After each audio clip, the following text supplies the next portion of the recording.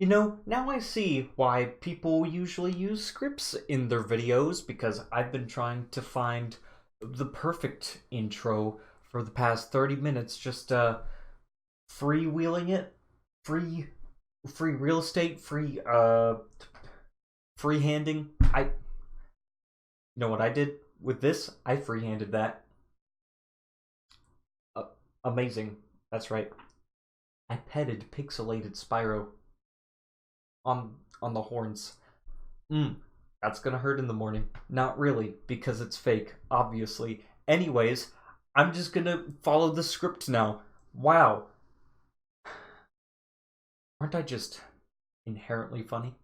I was born like this. Anyways, I'm in the middle of the shot now. If you've watched me stream, I'm pretty skilled when it comes to video games. 30 seconds. Can I get all one with... Actually, yes. What?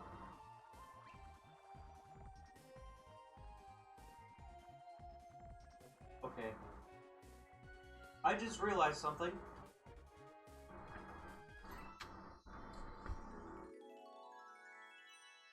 Could you guys hear me the whole time? Because the snowball mic is on the ground right now.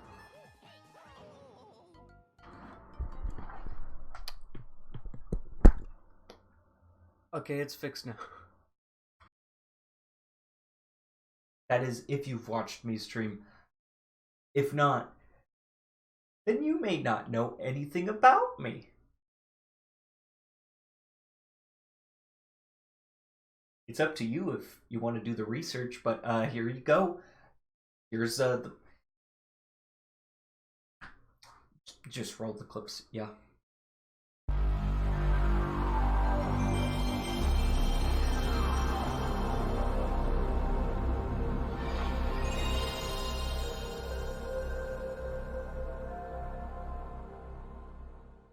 Hello, skill points in the first Spyro game. In, of course, Spyro Reignited Trilogy. Let's go. Yeah.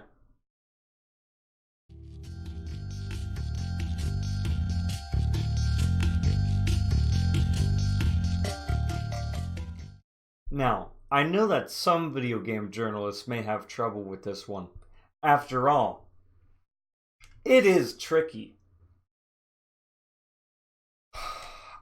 I've been holding in that joke for way too long. Do you know how many years it's been since that one guy videoed himself playing through the tutorial of Cuphead for like 48 minutes straight because he didn't know how to properly jump and then dash over that one pillar? It's insane.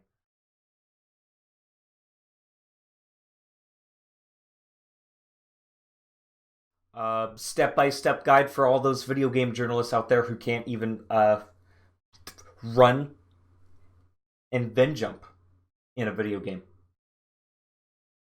In this game, it's charging and running, charging and jumping, but it doesn't matter. It, it, it's practically the same thing. Roll it.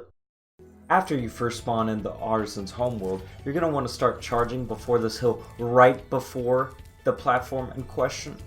That's right, the one with the chest and the gems, and the one that's right between these two magical wizard towers that serve no other purpose than just decoration.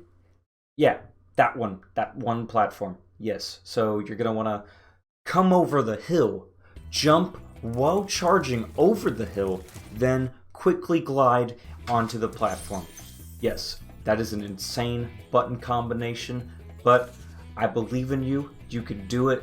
You're the man or woman. I don't discriminate. Bada bing, bada boom. You can brag to all your friends how you made it on that tricky platform. You see, I wanted to add my voice inflection into the tricky platform part because I'm in fact being sarcastic.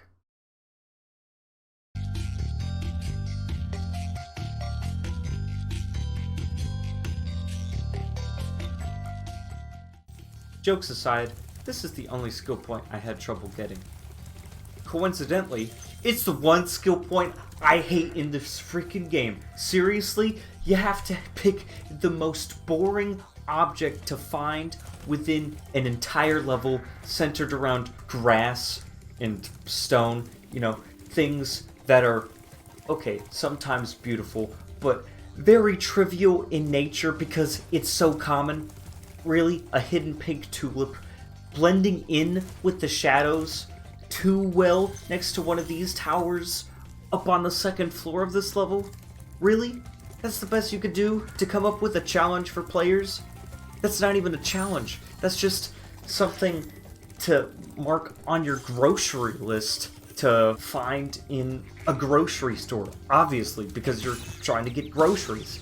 This is practically just a mission to pick up some roses or some flowers for your significant other, except it's way more complicated and convoluted, and you don't even get the reward to give to your significant other. It's just a little objective completed in your journal.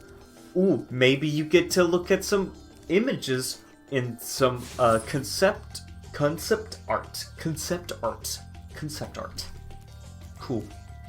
Anyways, enjoy this gameplay of me having trouble with finding this pink tulip again for this video. Yeah.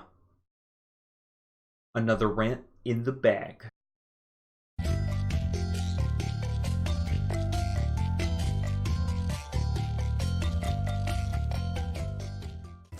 You just charge into every bullet in the entire level once. That's literally all you do. If you try anything else, you'll have to restart the level because you weren't listening to directions the first time. And no, this isn't the time to make roast beef or kill these guys in their most vulnerable state. Save that for when you play Minecraft. Though, this makes me wonder, if Spyro is able to produce enough force to knock a bull off its feet and onto its horns, that means either all the bulls are like extras in a martial arts movie, or Spyro is purposely breaking the laws of physics. Trendy meme time.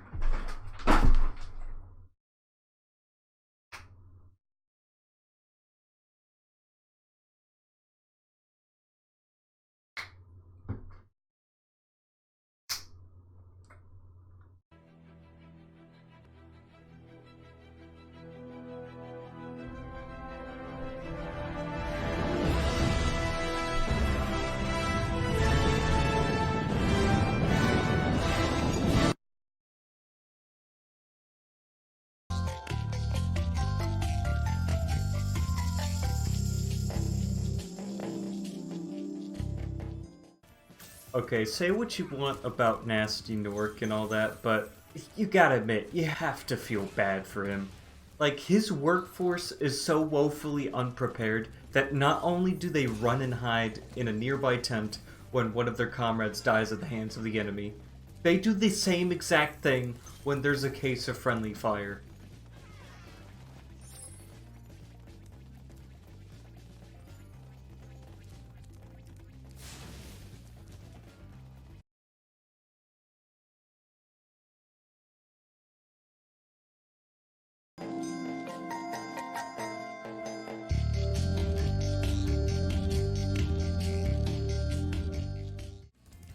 Burn his butt.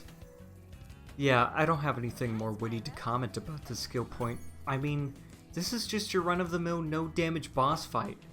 So, instead of thoroughly explaining how to avoid each of Dr. Shemp's attack patterns, I'm just gonna roast this dude. He looks like if Shrek and Murray the Hippo had a baby. If I found him in the checkout aisle of Walmart at 3 in the morning, I would be disturbed, but not surprised. This jaundice having dental insurance lacking drool spilling beach bum of a witch doctor can't even use voodoo magic correctly. He's just trying to whack me with some sort of Halloween lawn ornament you would find in the back of a party city. The only thing that I can see being even remotely related to the dark arts is that the mask attached to his staff has sparkly eyes. How's this for a spell? Bippity boppity blat, you gon' get gacked. Oh hey, mine worked. Next please.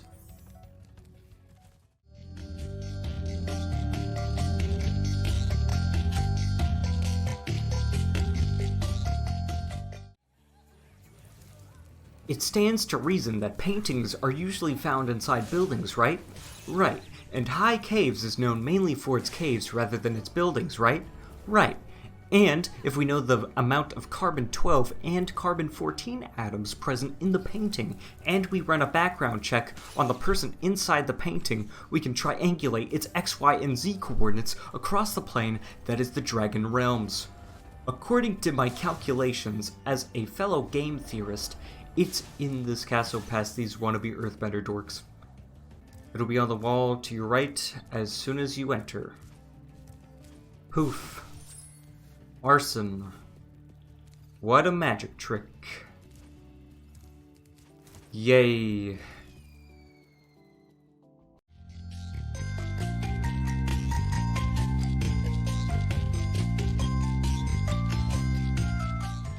Yes, finally, another boss fight where I could truly prove myself.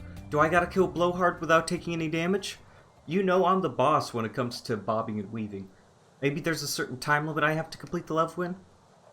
I mean, I'm not really a speedrun kind of guy, but I can get that finished in a jiffy. Or maybe it's none of the above. And I literally just have to wait on a floating piece of rock like I'm in one of those kiddie rides you see outside a strip mall. Except without the cool rocket ship aesthetic that makes you feel like Jimmy Neutron. Hold on. I think I'm getting a brain blast. Yeah, this skill point sucks. I didn't need a brain blast to tell you that.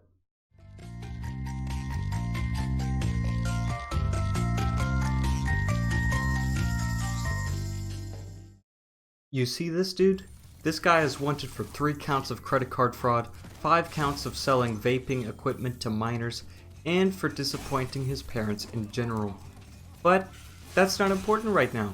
What is important is that you need to get past him and his other clones who tap the ground with their dinky little taser batons, turning the floor beneath into a giant high-voltage death trap. Just kill them while they're taunting. Preferably right after they attack. Yeah, that's how you deal with this problem. You get the skill point when you're right in front of the return home portal. Yeah. Man, I don't get it. Most of these skill points don't take skill to earn. This one only takes patience. Is patience a skill? I thought patience was a virtue. Are virtue skills? Wait, they are? I have been enlightened. You have been visited by the heavily photoshopped gaming Ninjoe. Like this video to boost his self-esteem, and more videos will come.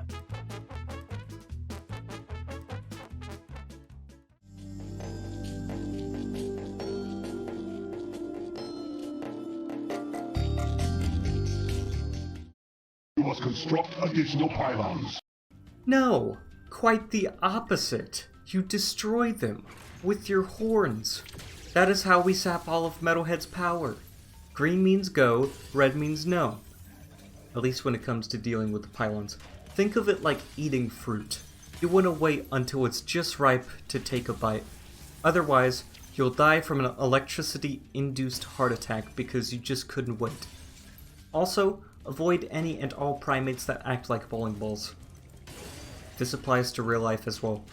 Honestly, you can use this to your advantage, as you can make the monkeys that barrel towards you barrel towards the pylons they're supposed to protect. I know, very counterintuitive. Some people say that showing weakness is a sign of strength, but I don't think you're supposed to demonstrate them quite like Metalhead is doing with his underlings, at least. All in all, I like the skill point as well as the other perfect skill points because they're the only challenges that I can see in my eyes. Besides the first skill point, that was pretty tricky.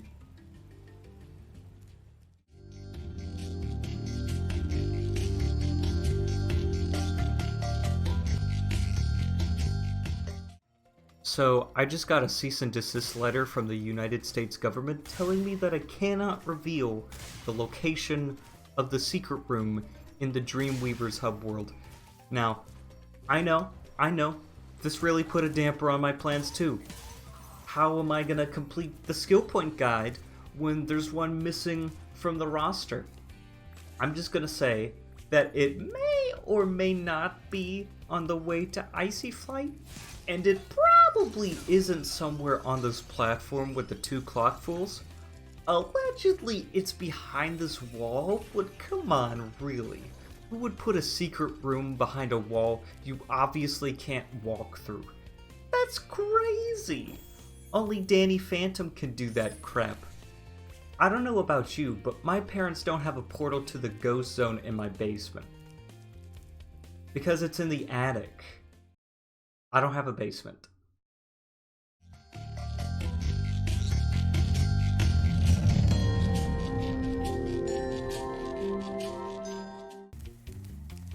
More property damage of a secret thing, I guess. You climb this staircase, you fly to the roof of this castle, and alakazam. I honestly got nothing.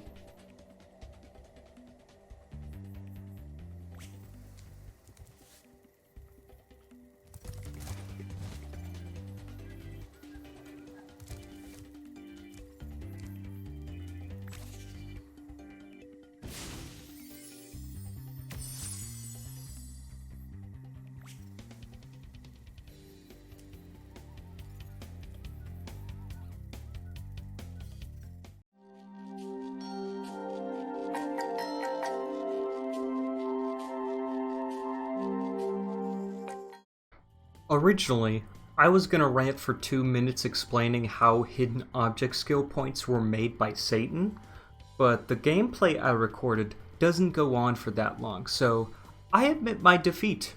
I will carry on with the guide as usual. So without further ado, the tree stump is right here, near the center of the map on top of these walls. You're gonna have to push through most of the entire level like you would normally. Stop when you see the return home whirlwind in the distance, turn right, and glide across the walls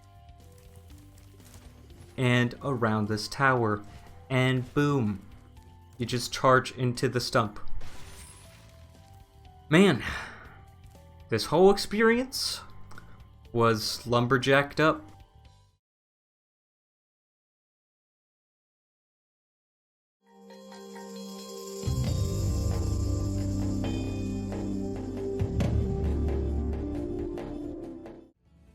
I've heard people talk about how creepy this demon on a spring is, but I gotta say, he isn't that alarming. Especially when you realize he looks like a Happy Meal toy reject from a scrapped Son of the Mask McDonald's promotional. Now, I wanted to say Jack in the Box for obvious reasons, but apparently Jack in the Box don't include toys in their kids' meals anymore. At this point, I think Jack in the Box is more of a monster than Jacques. And that says a lot. Just look at him. Look at him. He hates you so much that he throws presents at you. Do you know how much you have to hate somebody in order to think that aggressively giving gifts to your enemy is a good idea? That's a buffer overflow right there. Taking tips from the warlord Gandhi himself. That doesn't mean he's not a pushover though. If you breathe in his face like 3 times, it's over. That's literally the end of discussion. That's all I gotta say.